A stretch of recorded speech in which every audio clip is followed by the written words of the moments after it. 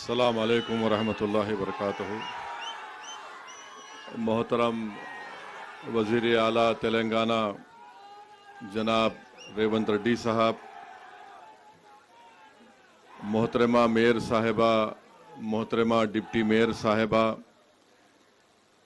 हमारे पुराने दोस्त जनाब श्रीधर बाबू साहब, मिनिस्टर आईटी व टेक्नोलॉजी, शहनशीन पर तशरीफ़ फरमा तमाम मोअज़्ज़ज़ अरकान असम्बली, अरकान क़ानून साज कौंसल, तमाम MAUD के ज़िम्मेदारान अहदेदारान, मैं अपनी जानिब से हैदराबाद की पार्लिमानी अवाम की जानिब से मोहतरम जनाब रेवंत रेड्डी साहब का आज यहाँ पर इस्तक़बाल करता हूँ और उनका शुक्रिया अदा करता हूँ कि उन्होंने हैदराबाद के दूसरे बड़े फ्लाईओवर का आज यहाँ पर इफ्तिताह किया।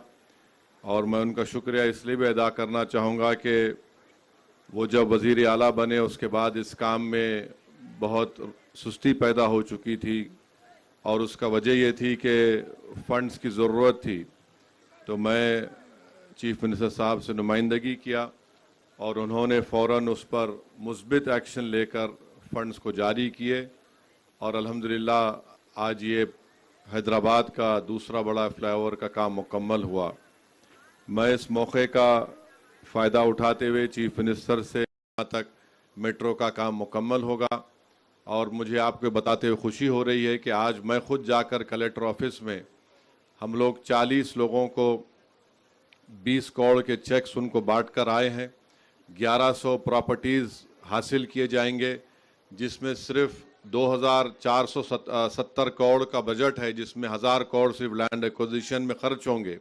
तो उसमें भी मंजलिस पूरा ताउन कर रही है कि जल्द से जल्द उन जायदाद को हासिल किया जाए, उनको चेक दिया जाए। मैंने वहाँ पर मौजूद हमारे NVS रेड्डी साहब से कहा कि आप CM साहब से बात करिए और बात करके जहाँ पर मिरालम में एक स्टेशन बन रहा है, मिरालम मंडी के पास, उसको नाम चार मीनार दिया गया है। अगर चीफ मिनिस्टर साहब मंजूरी दें तो वहाँ से चार मीनार मॉन्यूमेंट तक एक वॉकवे का प्रपोज़ल है, स्काई वॉक जिसको बोलते हैं। इससे टूरिस्ट को बहुत बड़ा फ़ायदा होगा और मुझे यकीन है कि जो कमिटमेंट के साथ रेवंत रेड्डी काम कर रहे हैं वो ज़रूर इंशाअल्लाह ताला 2028 में वो मेट्रो का काम मुकम्मल होगा और चीफ मिनिस्टर साहब जुबली बस स्टैंड से बैठकर फलकनुमा रेलवे स्टेशन को आएंगे और मुझे इसका यकीन है हम उसमें पूरा ताउन कर रहे हैं। और मैं साथ में शुक्रिया अदा करूंगा CM का कि उन्होंने एयरपोर्ट की लाइन का भी मंजूरी दी जो नागौल से निकलकर LB नगर, OAC हॉस्पिटल, DRDL से होते हुए मैलार्दोपल्ली जाएगी। तो इसका जिक्र अभी अकबरुद्दीन ओवैसी ने किया। तो मैं CM साहब का बेहद शुक्रिया अदा करता हूँ कि बल्कि गरीबों की तरफ से भी आपका शुक्रिया अदा करूँगा कि आपकी हुकूमत ने 26 जनवरी से नए राशन कार्ड देने का ऐलान किया। पूरे तेलंगाना की गरीब आवाम और ख़ास तौर से पुराने शहर की गरीब आवाम, इस शहर की गरीब आवाम बड़ी बेचैनी से इंतज़ार कर रही कि कब उनको राशन कार्ड सफ़ेद मिलेगा, क्योंकि शहरी इलाके में बहुत ज़्यादा गुर्बत है। मैं आपका शुक्रिया अदा करता हूं कि आपने ऐलान किया और साथ ही साथ आप किसानों की भी बड़ी मदद कर रहे हैं। मैं आपको मुबारकबाद देता हूं। और मैंने किसी ने मुझसे एक आज से चंद दिन पहले मुझे किसी एक मीडिया के आदमी ने कहा कि रेवंत रेड्डी साहब ने उनके साथ जो जेल में थे उनको खाना पकाने वाले को उन्होंने फ़ोटो ली। तो मैंने कहा रेवंत रेड्डी का कमिटमेंट है, रेवंत रेड्डी किसी को भूलते नहीं है।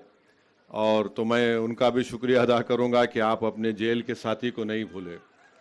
वेरी गुड, ऐसा ही होना चाहिए। देखिए सियासतदान जेल को जाते हैं, अब नहीं मालूम बहुत से लोग नहीं गए, यहाँ पर जाना भी चाहिए, उन लोगों को अंदाज़ा होगा।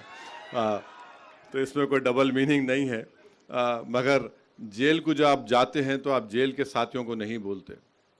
तो मैं भी गया था, चंद्रबाबू नायडू मुझे अपना मेहमान बना कर रखे थे 50 दिन 98 में। तो वो जो जेल में जो लोगों से आपकी मुलाकात होती तो आप भूलते नहीं उनको, क्योंकि ये हर सियासी लीडर को जेल जाना पड़ता, चाहे वो कोई बड़े से बड़ा हो। जेल जाने के बाद उसको तकलीफ़ का अंदाज़ा होता। तो अब नहीं मालूम कितने लोग जाएंगे नहीं जाएंगे, मेरे को नहीं मालूम, मगर ये अच्छी चीज़ है कि chief minister Revanth Reddy chief minister बन गए, मगर उन्होंने उस शख्स को नहीं भूला। मुझे यकीन है कि आप जो लोग आपको वोट डालकर आपको चीफ मिनिस्टर बनाए, जिन्होंने आपसे अपनी बड़ी उम्मीदें वाबस्ता रखी हैं, हम अल्लाह से दुआ भी करते हैं कि आप उनकी उम्मीदों को पूरा करेंगे। और हम तो यही चाहेंगे कि आप फिर से आगे बढ़ें, तेलंगाना को और उरूज दिलाएं। तेलंगाना का एक नाम है और हैदराबाद तेलंगाना का एक ग्रोथ सेंटर है। यहाँ के अमन को हमको हर हाल में मजबूत रखना है। तेलंगाना में तरक्की होगी तो हैदराबाद के अमन को हम मजबूत रखेंगे, यहाँ के भाईचारगी को हम मजबूत रखेंगे, तो ये ख़ुद तेलंगाना की तरक्की का एक बहुत बड़ा ज़ामिन बनेगा, एक बुनियाद बनेगी। मैं फिर से रेवंत रेड्डी साहब को, उनके तमाम मिनिस्टरों को, यहाँ पर जो आपने अपना वक्त निकाल कर आए, आपका बेहद शुक्रिया।